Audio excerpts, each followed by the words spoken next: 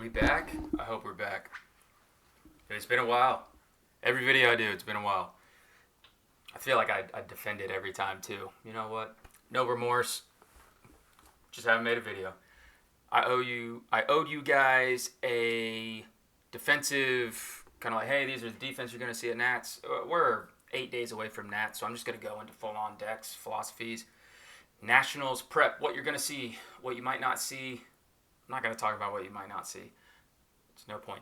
What you might see, decks that I'm going to highlight, cards, and just overall concepts to take away. First thing is I was talking to my dear friend Jay, and if you heard his last podcast, he very much wants to win Nationals. And so you just got to think, like, you know, why? If you're in the same boat, like, hey, I want to win, like, why? You know, that's something to reflect on.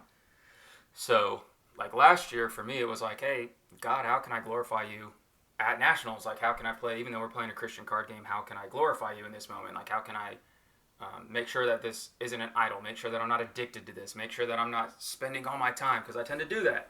And I'll be honest, been doing that because I'm playing Type 2.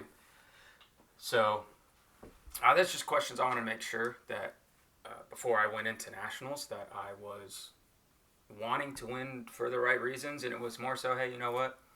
I want to make sure when I sit down that I give it my best, but that I come away like from a game and my opponent has like a good outlook, that the game went well, win or loss, that I was a good sport, and I was able to just talk to them and meet my opponent, things like that. So those are things that I think are important. But as Jay and I were talking, he was saying, like, I need to figure out what my problem is for Nationals and make sure I fix it. And I was like, well, what problem? Like, what are you referring to? So he's saying whatever caused my last two Nationals to go bad. So this is what I told him, and I think it's good to share for anyone who's going into Nationals with a, hey, I am looking to be competitive. And if you're really looking to win, this is also good advice. Take each game by game. Don't put too much pressure on yourself. Don't think about the end. Like, when you go into a marathon, you're like, that's what Nationals is. Like, that is a full-on marathon. Take it game by game. And he talked about, like, Jake going undefeated, but with time. And then I know Jay and an old guy from Georgia, one of my old friends, Daniel Witten, they went 6-0 and then proceeded to lose the remaining games. Don't let one loss become two losses. So just take it game by game and then play by play. That's like sports 101 as well. You can't boil the whole ocean, right? Can't eat the whole elephant, what they're saying. When you're playing, don't think about the outcome of the game. Because then you'll start thinking, like, sometimes I get too far ahead, and that's what makes me cause misplays. That I'm like, okay, so I would even say take it phase by phase. You got to think about the next phase, but I get so stuck on what I'm going to do that I forget what I need to be doing. And hey, that's a tidbit right there. Like, Christ will tell you to do something, and you're trying to do all these other things. Do what you're supposed to be doing. So when it comes to a game, I have to activate this artifact. Like, I have to do that, and then I forget a star ability or a lost soul ability. Or I'll be like, I have to play this territory class enhancement. Like, this is so important, and I'll forget my upkeep. Like, make sure you're going through. I told Jay plays very fast. I said, hey, that can be an advantage, but it can be a big disadvantage. Don't be doing misplays because you're just speeding through things. Phase by phase. When I draw 3, check for my stars, check for lost souls. Know as soon as that's done that I am doing all upkeep. And then I would go through. I would literally look at my board. I'll put my hands out. Okay, what do I need? And touch my cards that are upkeep. Okay, what do I need to do? What do I need to do? So then I'd look at, okay, here's my upkeep triggers. And then I can think, as long as I'm in the upkeep and I'm doing something, now I can think, what do I need for my battle phase or further? But just know you're not missing something. So take it game by game, play by play, phase by phase. That doesn't mean play slow. That just means go about your thing. I always get into timing. Jay touched on this with his podcast. We call last round at Nationals like you're supposed to. We have to keep on schedule for Nationals. So if we called last round, like if the clock expired and it's like, all right, last round, one, that would be completely abused. People would take as much time as they can to make sure that you get to go, then I get to go, or I get to go and then that was it. So we obviously can't do that. If you haven't thought about that, maybe it's not obvious, but we cannot do that. And then the other thing, I don't even know if I have another thing. I think I'm just saying another thing. That if we call last round, when time expires and give one full round, some of y'all take way too long to do that. And we would have people that are done, that are just sitting there for literally 20 minutes at least. Like there's games that I got done with 25 minutes left on the clock last year. And that's not anyone else's fault that I'm sitting here for this long now. But if we have everyone pretty much ready, and now we're giving one more round, we would have to, I shouldn't even have to get into the details about that. So we have to call around at a certain time. It's usually around anywhere from 4 to 7 minutes, and we'll figure it out on the first round. Hey, should we call it here? Should we call it here? And we'll move it back. I think it's pretty much like, hey, when 7 minutes are ready, we're getting in there and we're calling last round. It's not for us to be the bad guys, the judges at Nationals, to be the bad guys of having to call you to finish a game. You have got to play appropriately to where you get your rounds in, because everyone else is doing it. So make sure you're doing that from a time perspective. One thing, Gabe talked about North Central Regionals and saying all of Justin's games timed out. He didn't say Justin did anything wrong, and Justin was like, well, I was well within the time. My friend, every single one of your games timed out. Don't do that at Nationals. Like, you are too good of a player to time out yourself for the top 3, realistically. So even though you're within your time, and I'm picking on Justin because he's my friend, but even though, like, and I'll just say it from my perspective, because I have been there for type 2 so many times, where I would do my searches. Well, you're at your time to go into battle, and then okay, well, my searches reset that, or we pause that, not reset it, and then okay, so now it's time to go into battle. But next thing you know, the more searches I do, if I do one search, my draw, I trigger some sort of search, like with a Lost Soul or a Star. My upkeep, I could have 2. My prep, I could have a territory class plus an artifact. All of a sudden, my turn before I have attacked, and I take 30 seconds on each one, that's 2 minutes just searching, not even deciding anything else in between. And I still get the 90 seconds outside of those 2 minutes. Now I'm at 3.5 minutes. That's assuming there's a judge there even doing this, clocking you. Then you go into battle. Then you go into your discard. And I'll be honest with you, nobody times discard according to the rule book. You have got 90 seconds to discard. If you don't discard to hand size, if you're my opponent, I literally get to take a card at random from your hand and discard it. That is the rules. If you are outside your 90 seconds, boom, it's gone. We are abusing the discard phase in Redemption for your advantage against the opponent, and it's not intentional, but we are not abiding by our time. And you guys are getting to 16 card hand limits and saying, okay, put this down, do this, I don't know what to do. And then your opponent's just sitting there. Turns are taking too long. So that's my rant about time. I'm going to be a judge for type 1.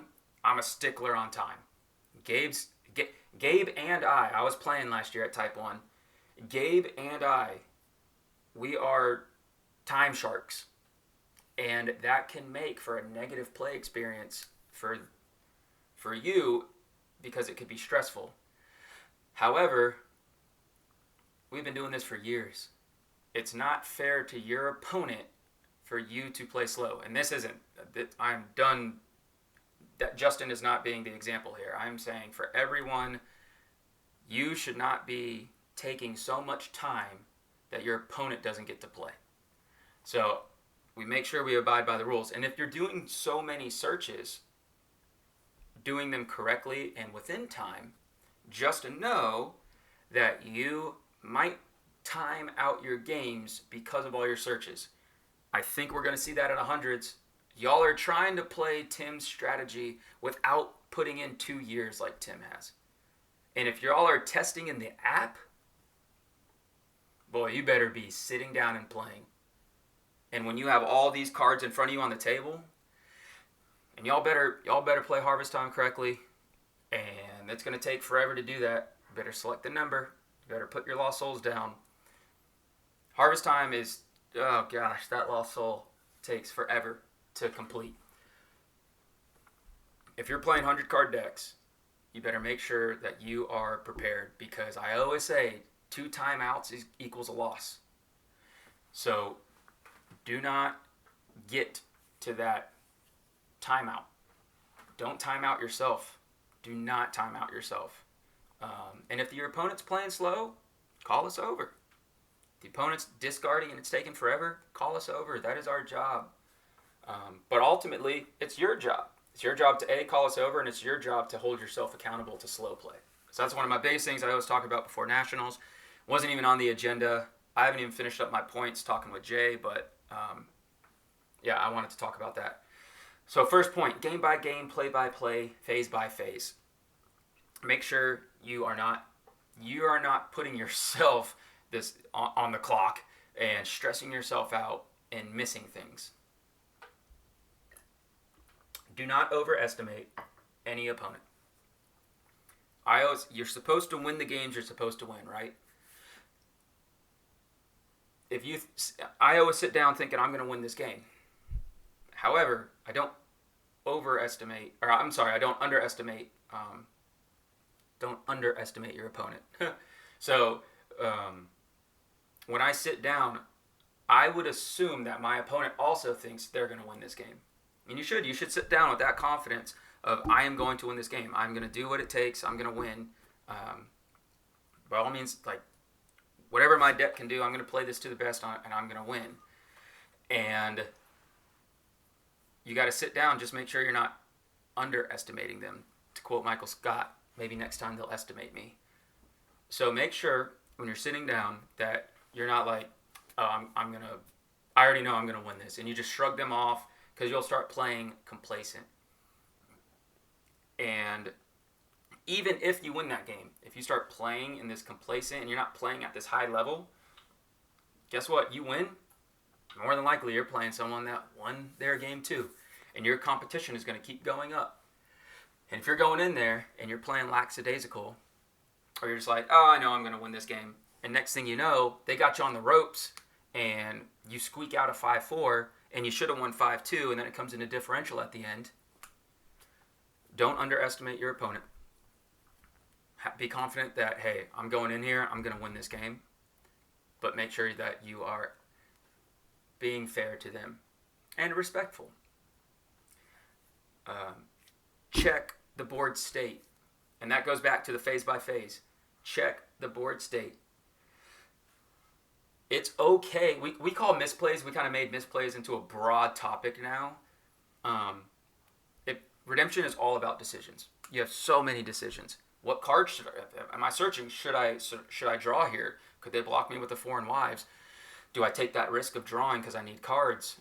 Do I draw into a Lost Soul if I don't have Lost Souls? What if they get a Soul Gen and now I don't have an evil character in my hand? Do I take that risk? There's so many decisions. It doesn't mean they're misplays. And a lot of times we say they're misplays. A real misplay is when you just flat out miss something on the board. Or you looked at their hand and still walked into a block that you could have gotten around. Guilty of this plenty of times. Check the board state. Make sure you know, okay, What do they have? And what I found is one strength of Daniel is that thing goes draw. Okay, any sort of little quick upkeeps, maybe one thing in my prep phase, boom, attack. And you're going straight draw, attack, draw, attack. You're giving yourself, as long as you can get a couple blocks in, you are giving yourself more opportunities to attack. You're giving your opponent more as well. But that Daniel ban is hard to get rid of.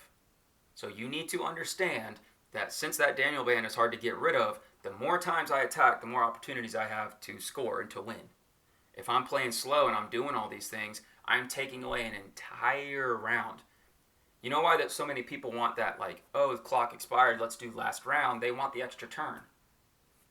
Play a quick deck, know what you're doing. And that doesn't mean you're not doing a ton of searching, but like, know what you're doing, check that board state, and sometimes Daniel doesn't care. Daniel just push. So make sure you're aware of the board state and don't just misplay because of you missed something. And then have a short memory, talking about losing games and misplays. Don't let one misplay turn into two. Don't let one loss turn into two losses. And that goes for everything. If you do make a mistake in the game, hey, forget about it. Don't even worry about that. Let's focus right now. I made that mistake. I gave up a lost soul. My heroes got blown up. What do I need to do to get back in this game or to block them? And do I have to shift my mindset? Hey, I just lost all my heroes. I need to make sure that like I'm doing what I need to defend and block. So those are the points I told Jay earlier this week. So then now I'm going to go through a couple decks that I think you need to be mindful of. So the first one is mine, and I did images for all of them. And I do want to say something real quick. One of the greatest things that's ever happened to the Redemption community is Tim, Baboony Tim Estes. Is it Estes or Estes? Estes. Tim Estes. Let me know. So yeah, what he's done, and I feel like most of it has been just, he saw a need, did his own thing, his time, his money. He's planning a wedding and he's still pushing updates. So if y'all are like, hey, Tim, can you fix this? Can you fix this? Here's a bug. Tim's the type of person to say, yeah, I can. Just know he's planning a wedding. Tim, your fiance is it's God and your wife. Your fiance is your priority. Redemption, behind that. Church, community, and then, your hobby, being redemption and other things like time for you. But don't feel that you have to just, I got to fix this bug. I got to fix this. And y'all, if it's not that big of a deal, don't worry about it. This is one of the greatest tools we've gotten and it's getting better every time. So just thank you, Tim, for what you've already done, what you continue to do. So, and I know Hendrik said if Tim never did anything else for the community, he's already done so much. So just wanted to give a little shout out there. So this is one of the decks. I don't know if we're going to see Dance Dance Revolution, Darius's Decree Redemption, DDR. It was just odd to me that it is such a phenomenal, easy to get strategy or easy to get pieces and how strong it is, and then it just kind of disappeared. So be mindful that you might see DDR. Now this isn't even the best DDR deck. I wanted to show this because the defense, you're going to see a lot of orange and black. I have 1, 2, 3, 4, 5 decks highlighted. You're going to see a lot of orange and black.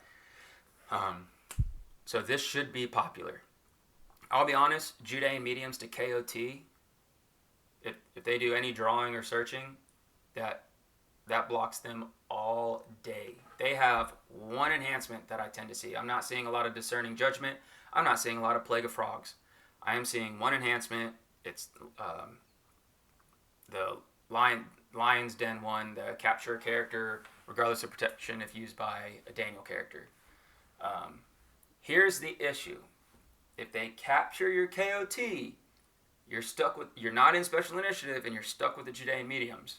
So when I go up against Daniel, I block with KOT much as I can. They tend to, I think Seven Sons of Skiva is phenomenal. in this meta right now. You have got to get back that KOT. And then they don't have anything for it. Because they are not using like stocks or anything. So it's just, hey, we're going to Angel Lord it in territory maybe. And they maybe get an Emptying the Tombs and paralyze it. But if you can come out and be protected from them, and their dominant can't blow it up, they have to 3-woes it or something. I'm always using that Gates of Hell to do the add to battle. And what I like to do is I really like to wait for the regardless of protection capture and drop my 3-woes. And if I can do that, I'm going to block with KOT the rest of the game against Daniel. Daniel offenses, you better be able to get around protection, because I think you're going to walk into a Foreign Wives. I think you're going to walk into a KOT. I think you're going to walk into a Herod Agrippa. And none of y'all are playing Daniel the Treasured. So y'all can walk into a Judean Prince of the Air. And it's like, oh, okay, well, you're all 3 brigades. So he will still feast. So I think this is very good. You get the Adani that can go to KOT and Woman of Thebes. Doom Canaanites if you want like some choose the blocker stuff that can mess with them. It's not bad. There's definitely like better versions of this, and you can play Greek Canaanites with Prince of the Air and Judean as well with KOT. I just think black orange is very good. Like if you can restrict their dominance, you're in a very good spot. Protection and restrict dominance. So I didn't really care to highlight this offense. I think it's good. You're going to see a lot of green, white, silver. You're going to see a lot of that. You're probably going to see 2 different posty builds. Sure, you're going to see a bunch of clay. Maybe a little bit of nativity. But yeah, just KOT blocks a lot of this stuff right now. And Judean to him is good. And if I can Gates of Hell in my Prince of Greece after they played their regardless of protection, I feel like I'm in a great spot. So just understand how to block some of these offenses. And that's this deck. Canaanites, Demons, Green, Silver. It's public. The next one is, this is Tim's version 16. He has been putting versions out. I mean, this is literally version 16. So Tim has been like, hey, this is the deck I've been using, and this is extremely powerful. This has so much in there. Personally, and I've been telling this to people, I think you need to be playing some sort of like territory class removal, like Beheaded for this. Just because I want to pop Meshach and get Herod online. And if I can take out Jadua, and I can take out their character and their hero, their main hero, sure, I waste my territory class. Like maybe I don't use it optimized, but I don't agree with any of that. That would be called like a negative tempo or like slow tempo. But is it slow tempo if I took out your character that's stopping me and I took out your character that's drawing 3 every turn? Or I mean, Jadua and Meshach. So all of a sudden, my negative tempo just killed your best hero and slowed down you. So I absolutely think Beheaded, Invoking Terror, like things like that. I think any sort of hero removal, like yes, A-bomb, but like neutrals, we're not seeing as much negate neutrals. But you're going to see them against top players. And if your neutrals are negated and you're blocking with A-bomb, that's not going to work. So I think you should have territory class removal. I think players are relying on a few of these heroes, and that the other ones are just kind of they're like hero fodder. We're just going to throw them in the band, but they're not like, I can't really do a ton with them. So that's just something where I would look out for. So Tim's on Team Genesis. I'm not gonna come over here and say how to beat his deck. Just be mindful of this deck. It's one of the best ones out there. It's also a guy who's just been winning with this stuff. And sure, online he might have lost a couple games in like some LGPs, I think he said. It's different in person. I'm telling y'all, it is different in person. And you're going to sit down and he's going to pop off and he's going to have all these things and all these ways to attack you. He can look at your hand and he can manipulate his hand. He can shift it around. There's just so many different ways. And if you're coming in and you're like, all right, I'm going to take this, but I'm going to play it with Clay. If he's on this, then he's already like, yeah, I already know how to beat that. Like I've been saying nativity with less brigades with the Guardian is very, very good. Stops that woman with the bez, can stop the suicidal swine stampede. He's going to rush out there and Son of God, you're wicked. And you're just going to kind of sit there. And he's going to protect lost souls. He's going to make sure your heroes can't convert. Yeah, it's good. It's got a lot of stuff. So be mindful of this deck. And then that's in Big Nativity version 16. Next one is Bandmageddon. I wanted to highlight this one because the defense, I would say it's a take on mine. Like if you look at this offense, you look at this deck, and this was Gomez. He already said, he's like, this deck was amazing. I'm playing it at Nationals. So I came out with this a while back, this offense of like a Daniel Joshua. It's pretty difficult to get going. This thing can pop off, and it can attack you a lot of different ways. He's pretty much on a full-on silver version, where he can go to Joshua through Victorious Being. And it's very good. Like, look at all the ways to Daniel, and his 12-4 Daniel is protected, which I think is very, very good right now. But his 12-4 Daniel's protected. And then he's got big bands, protecting lost souls and restricting evil dominance. That's one of the reasons I was on Joshua last year, is for Lord's Army. And when you start going Michael to Captain to Lord's Army, and you're adding that with a Joshua in between, and you're getting the regardless of protect, and you're just snagging Joshua's sword, Holy Ground. Personally, Gomez, I would change Holy Ground into God is with you and have that interrupt take. I think that's really good because you're going to get blocked. And maybe I'll just message him because you're going to get blocked with, what is it? The KOT and which one is he? There's so many Gomez's, dude. I forgot which one you are.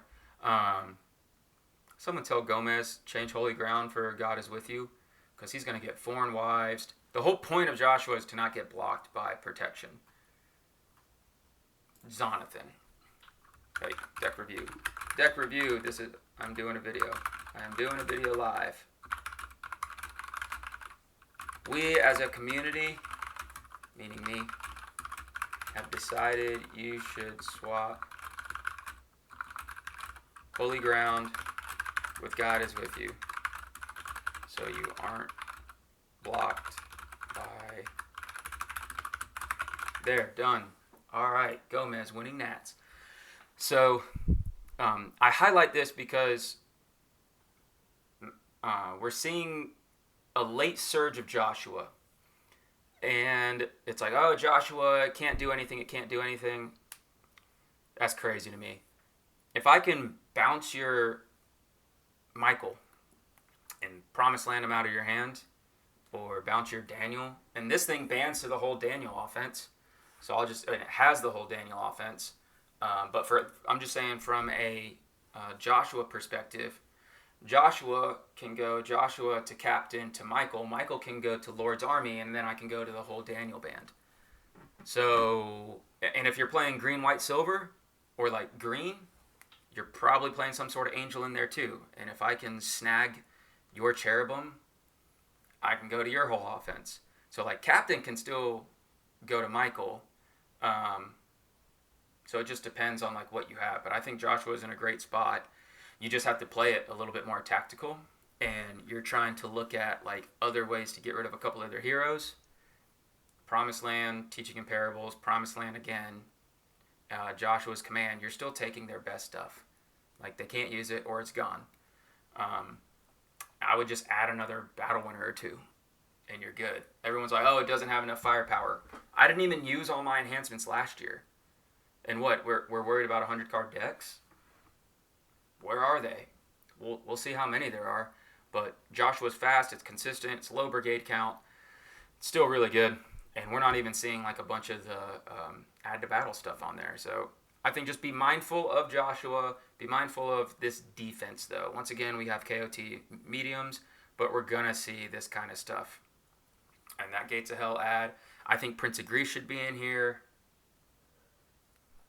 over Abaddon. But just know, like, right here, and he can flip over to Seven Suns and go right back to his best blocker.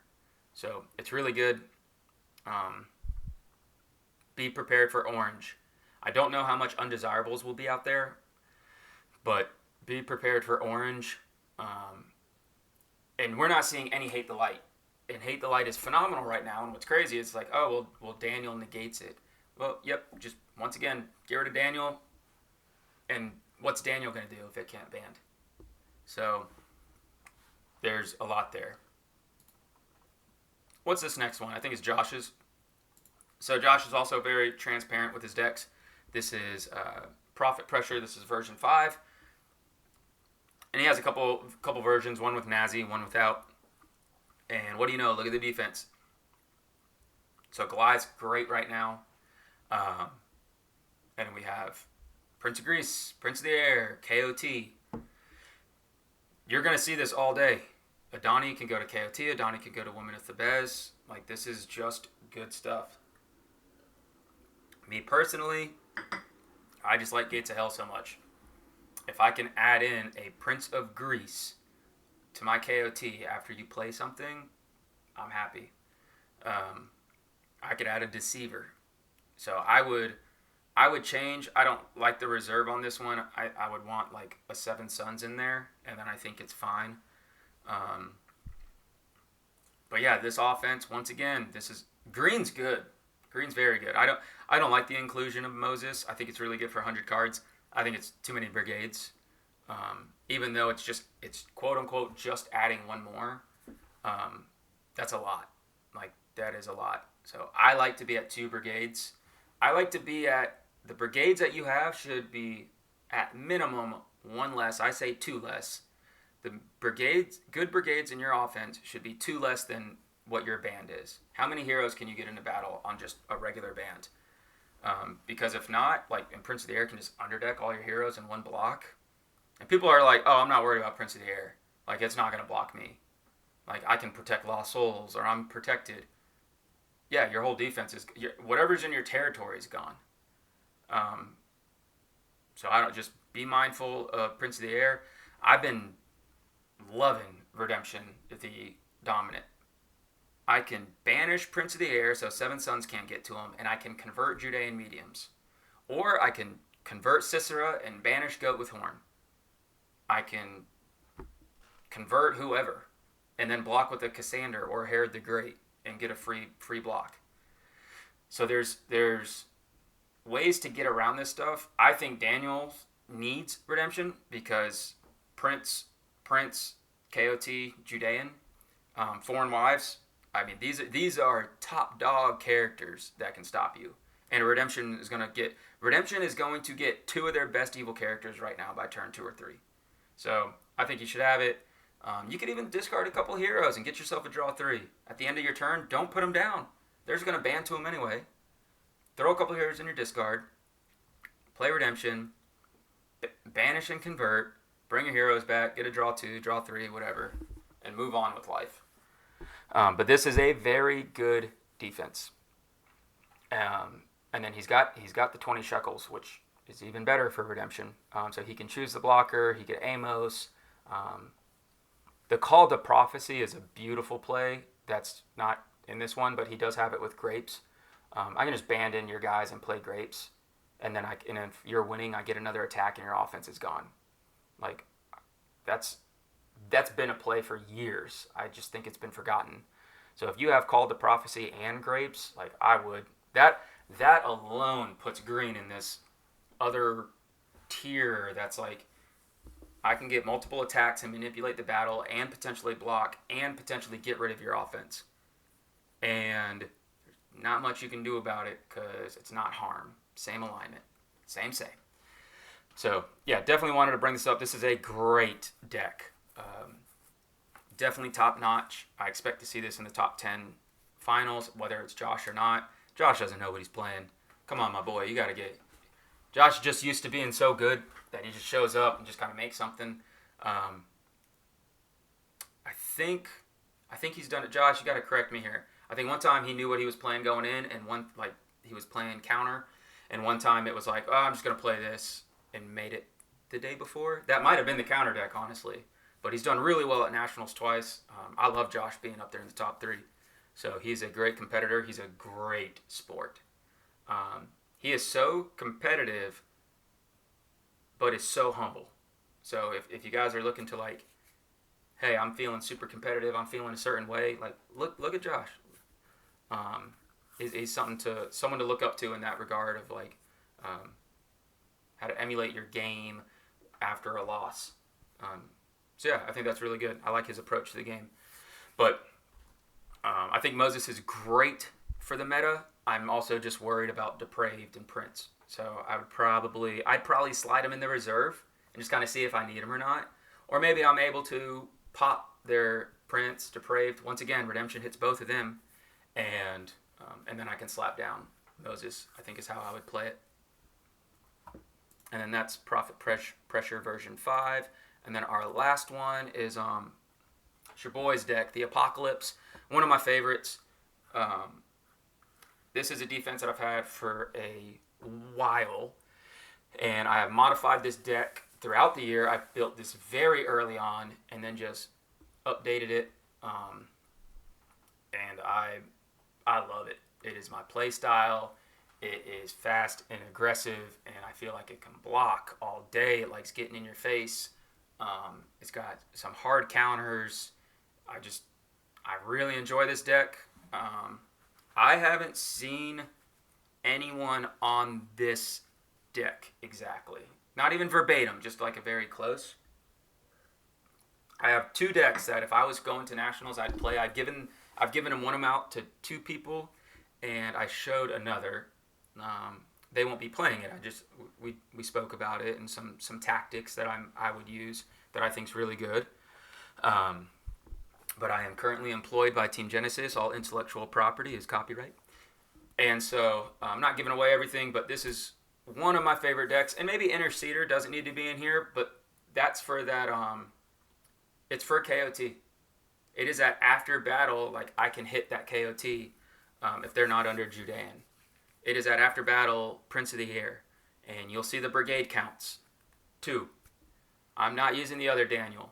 So for me, 2 brigades with full protection is better than 3, where you're negating some stuff. Because look at all the characters that are being... Remember when Jay made Honeypot? And I would say because of Jay, Nativity won Nationals. That's a hot take, not from Litchfield. People started shifting their characters into CBN, CBP, and potentially lone. What can they do with a lone character in battle and still be strong? So Jay heavily warped that meta that year. Tim and Jake, thank him. And maybe they're just like, nah, we were already on it. That's fine. I would believe them if they said that. I'm just saying, like, when he came out with Honeypot, it was such a, oh, dang, we need characters that are CBP and CBN. Now we have Daniel. Other than 100-card Herods, and you might see a couple Herods out there. Thieves are gone. Demons are just splashed in. Like, we're not seeing these defenses, any sort of New Testament defenses. No Soulhide. No one's going to do anything with Soulhide. So there's no New Testament defenses. Now look at the evil characters. Who are you negating? Like,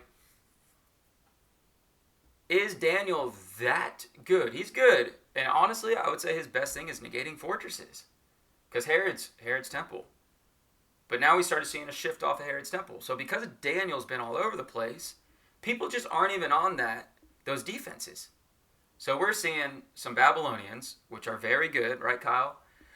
And we're seeing a ton of Greeks. And they do not care about Daniel. But what they do care about is if he's protected. So he got struck and scattered and allowed to be trampled and smashed opponent. And you could play wicked in there too. But you want to make sure that you are killing their heroes repeatedly and being able to add to battle. So, and maybe I take out Hate the Light for a territory class kill card. Even if it's just an underdeck or something. Like if I can just take out a character, good. But between like A-Bomb, getting A-Bomb back out, if I can A-Bomb you twice, I'm happy. If I get Falling Away and choose, I'm happy. But Hate the Light, get rid of that, get rid of your Daniel through like A-Bomb and stuff, and all these other kill cards, I'm good. So, and this isn't fully updated for like the last couple weeks, but I got my own A-Bomb trigger, and you know I love to have Nazi in the reserve. So for type 1, I think it's important. So I go in, slap that Nazi down. I have Lost Child Found, just in case they have deck protection. Like I'd have to get my Nazi and wait a turn, be patient, and that's where it goes back into tempo versus momentum. Like play my No Need for Spices, maybe in battle, grab my Nazareth, wait for my Lost Child Found, and then I could play that Nazareth down. You don't have deck protection. So, very good.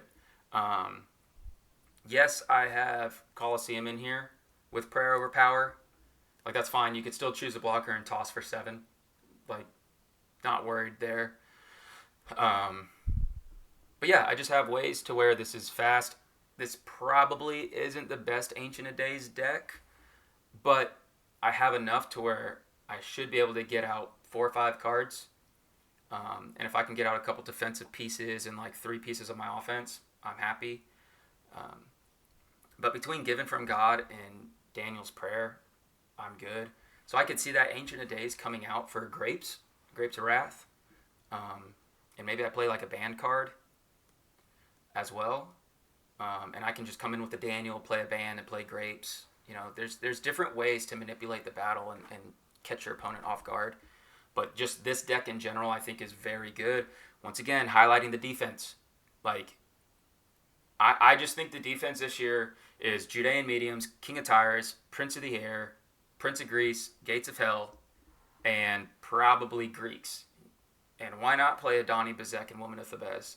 Woman of Thebes can still, if Lost Souls are protected, Adani can go out, place himself, go to Woman of Thebes, and grab Gib Trickery.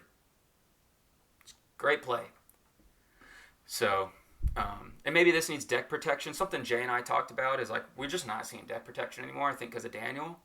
But like, if your deck's protected, Meshach doesn't hurt you. And you can put that down on any time. So Meshach might be able to get in there once or twice, but like, you can just put it down and boom, you're good. So, this is a deck that I really like, and we're a defense that's very strong that can be tweaked as well. The deck itself can be tweaked. But it's got Crowd's Choice and Ancient of Days to where I can really get going quickly, because I want that band going. Gabriel's phenomenal. Because we're not seeing a lot of deck protection, or we're seeing very limited, like, yeah, this Daniel doesn't always allow Meshach and Gabriel to work because he doesn't negate forts. But if you can go in there on an early Gabriel and snipe their best enhancement, you're in a great spot. Sometimes I let their CBN enhancement stay and I take out like Struck and Scattered, Seized by Babylon, something like that, hoping that I'll go to Colosseum. I'm really big on the Cross. I think Cross is phenomenal in Type 1.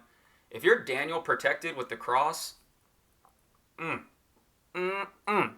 probably take out Prayer Over Power, bring in 4 in the Fire, switch Ancient of Days to Grapes, and get some like able to band and like manipulate that.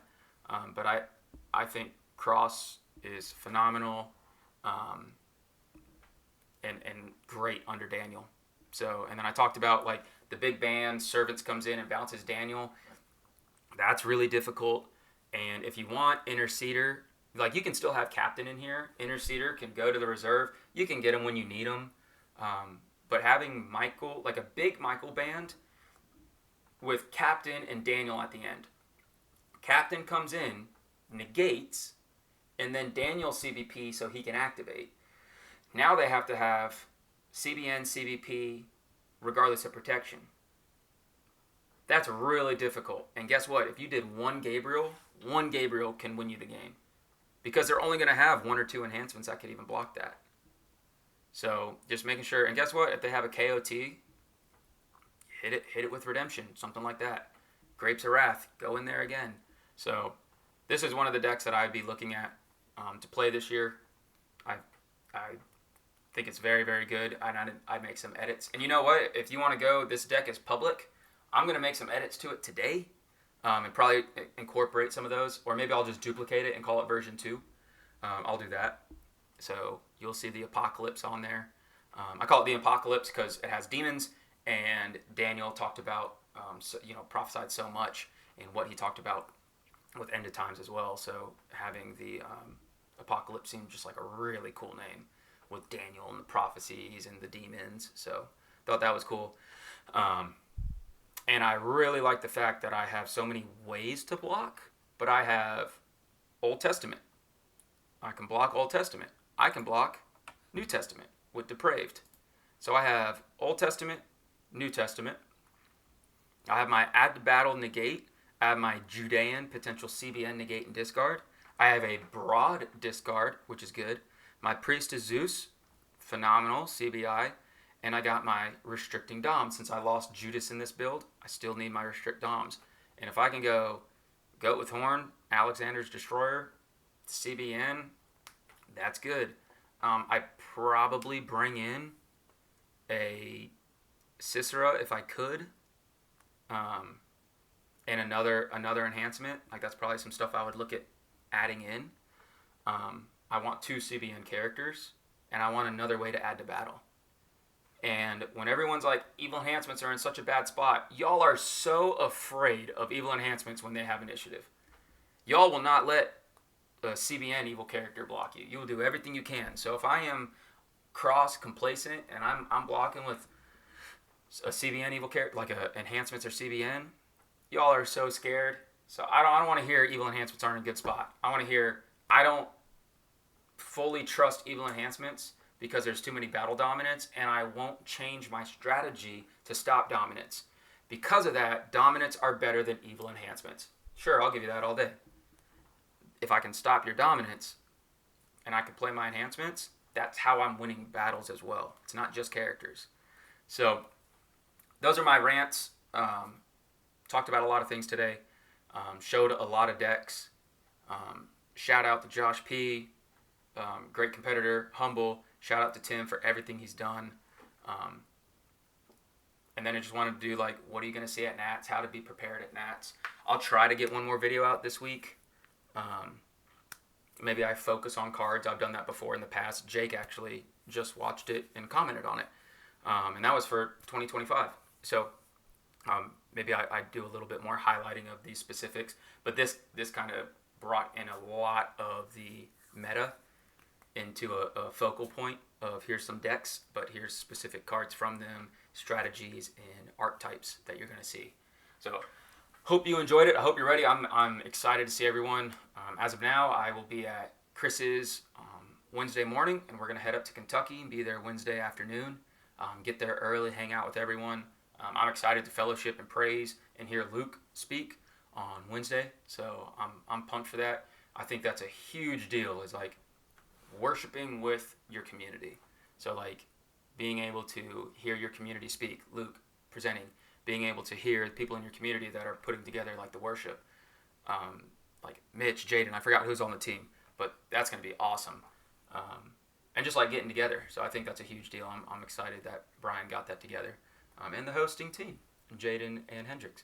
So excited to see you all next week. Hopefully I can get out a video prior to that's value added. Like I'm not just doing a video to do one, but I thought this was a lot of material a lot of content with still a week left to where there's time to tweak, so you can still do it.